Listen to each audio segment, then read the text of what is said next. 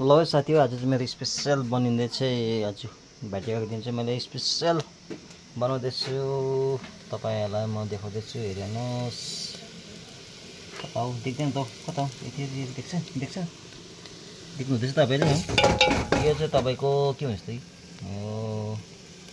हेर्नुहोस् त, यो त सम्झिँदै अब रस आउने कुरो तपाईँलाई थाहा भयो होला है। के भन्दा चाहिँ नि सिन्की, आमा सिन्की भन्दा चाहिँ मुखमा रस आइहाल्छ कि। अन्त मैले दाल र सिन्कीको झोल बनाएको छु, किनभने चाहिँ आज एकदम सबैतिर खाइरहेको हुन्छ नि त, त्यो मासुहरू केहरू भयो त्यो। अन्त मुख पनि अलिकति मन हुन्छ नि त, त्यही भएर भात रुच्दैन हो। अन्त यो सिन्कीको झोलसँग चाहिँ भरे बेलुका चट्ट सिन्कीको झोलसँग चाहिँ अब खाना खाने हो। अब थुप्रै घर जानुपर्छ है, अलिअलि चिरिक खाँदा चाहिँ पेटमा अलिकति गडबड भइरहेको हुन्छ नि त, त्यो भएर चाहिँ बेलुका खाना रुच्दैन। त्यही भएर चाहिँ सिन्कीको झोल बनिरहेको छ। अन्त सिन्कीको झोलसँग चाहिँ बेलुका खाने हो। तपाईँलाई अलिकति देखाउँदैछु ल सिन्कीको झोल। हेर्नुहोस्, सिन्कीको झोल छ यी।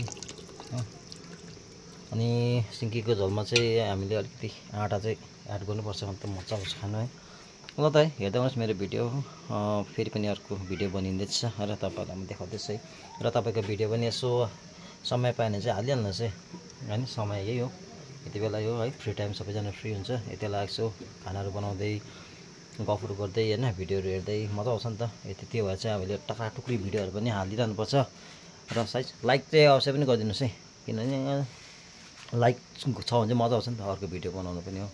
अनि खुसी लाग्छ होइन, भिडियोहरू बनाउनु मजा आउँछ सबैको। तपाईँहरूको भिडियोलाई पनि है सकेसक्दो म चाहिँ लाइक गर्ने नै कोसिस गर्छु, अनि कमेन्टमा पनि लेख्ने प्रयास गर्छु होइन, रिप्लाई पनि दिन्छु। र मेरोलाई पनि दिनुहोस्, मेरो भिडियोलाई पनि, किनभने चाहिँ यस्तो गर्नाले गर्दा चाहिँ के हुन्छ भने एकअर्कामा मजा आउँछ क्या भिडियो बनाउनु। मेरो भिडियो मन पराउँदो रहेछ है, लाइक गरिदिरहेको रहेछ भन्ने चाहिँ क्या। अन्त सके नसके पनि अब भ्याइ नभ्याइ पनि भिडियो बनाउनु मजा आउँछ नि त होइन, साथीभाइको लागि।